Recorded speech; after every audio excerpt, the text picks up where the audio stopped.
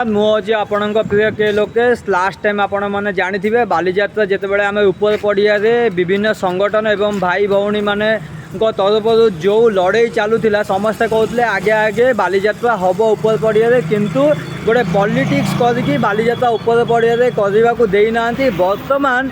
शिशिर मेला से उपर पड़िया करने को दौरान यहाँ कौ प्रकार पॉलिटिक्स मुझे जानीपारूनी अबिका कौन आपण मानकर कौन जाम होनी बहुत आज रविवार दिन थिला बहुत बाट जाम होता क्या यहाँ देखा जाऊन आपण मैंने एमती पॉलिटिक्स करंतु नहीं मु समस्त कटकिया भाई भौणी माँ मौसी सांगसाथी मानू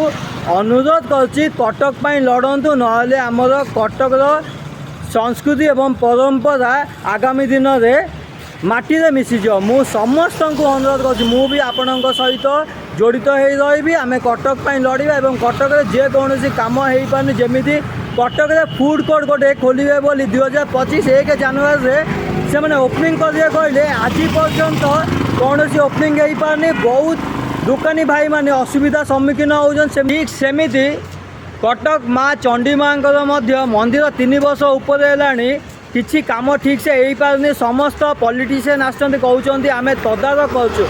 किसी कौन करूना जदि से गोटे पॉलिटिशियन ऑफिस होता 6 मास भीतर हो जाता सेमती से मु समस्त